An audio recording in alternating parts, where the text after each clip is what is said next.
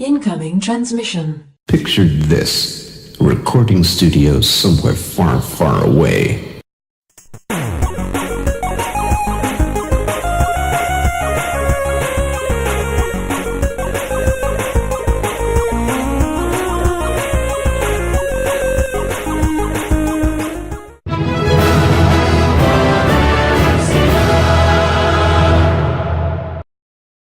Welcome, Watchers of Illusion, to my Castle of Confusion once again. It's the 7th of June, and we're looking at a Mega Drive game called Atomic Runner. So we're going to have a look at this, and interesting little intro here. Here he comes! Atomic Runner. So there we go. That's quite a cool start screen. Alright, we're going to kick off straight away. No hanging around. Oh, there's an intro.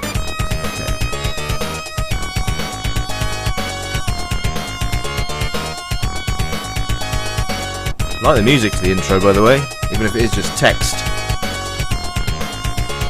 A nighttime jog. Okay, then. Because we all go out for those, don't we, folks? Keep fit fanatics out there. Do you do nighttime jogs? Or do you do evening jogs? I'm not sure.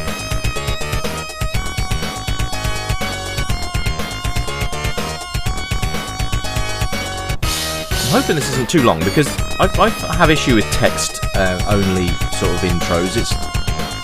It doesn't seem to set the scene very well.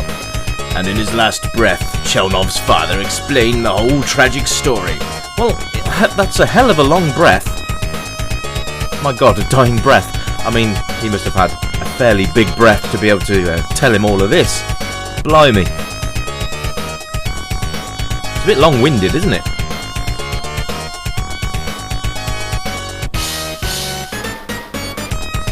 He was in no rush to die, this guy, was he? Absolutely none.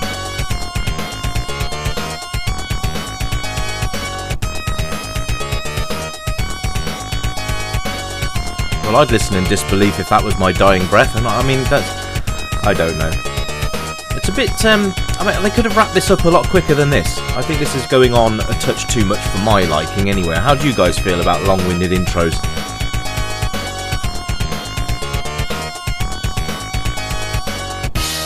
I really hope the game's good now.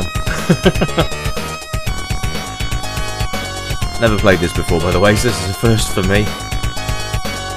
Should be interesting, to say the least. This intro's still going on, what the hell? Okay, it's very long-winded, and it's not really adding to anything at the moment. So let's see. And with a final breath, I mean, surely his dying breath would have been his final breath? I don't know. More text. This is really, really quite meh. I don't like the intro at all. Too long-winded. I mean, if you sit through it, you're going to do it once, aren't you? Let's be fair. You're always going to sit through an intro at least once.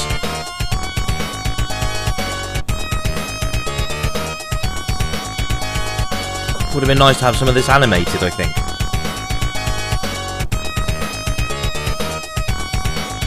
And maybe have the music not loop quite as much. That would have been quite cool as well. Are we going to play this anytime today? Let's get on with it. Come on, let's go. Oh, there he goes. Looks like Ant-Man a little bit, doesn't he? Obviously, yeah. Quite cool, bursting through the scenery there. Well, let's crack on, Atomic Runner.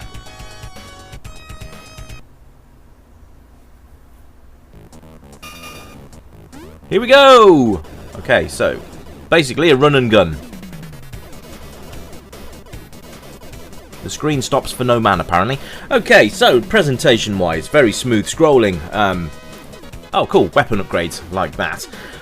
These sort of skeletal head things seem to have upgrades as well. I'm not sure if I think J is probably an upgrade to your jumping. I'm going to hazard a guess. That's quite cool. You can aim your weapon up and by pushing the up button. You can aim your weapon to go sort of into a diagonal arc rather than sort of straight up. But you get all these sort of power-ups that you go, which is quite nice. You can only run forwards. If you sort of go backwards, it slows it down a little bit. Like these hazards and stuff are quite cool. Nice game, all in all, I think. The soundtrack's very nice. There are sound effects as well. I think this was based on Chelnov. Oh, I died. which you can see that mentioned in the intro. I think that if I'm wrong, just correct. Oh, hello. That was cool. That was cool. Multiple blasts. Oh dear God. Pay attention, Rich. Pay attention. All right. Nice scroll smoothing. Nice scroll smoothing. Yeah, there's a new one for you, folks. Nice scroll smoothing. Nice smooth scrolling, even. Sorry, guys. I promise I haven't been drinking.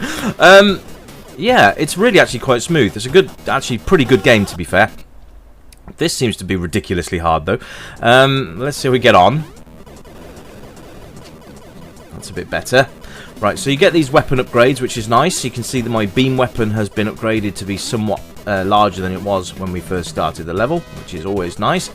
You've got enemies of various degrees as well. You've got all these little, you've got these skull things, and then you've got those little guys, and then you've got this big phoenix thing strapped to a machine somehow. So I guess you've got to destroy the circles, and then it will destroy the. I guess this is like a mini boss. I'm guessing. I'm not really sure. But it's very, very good.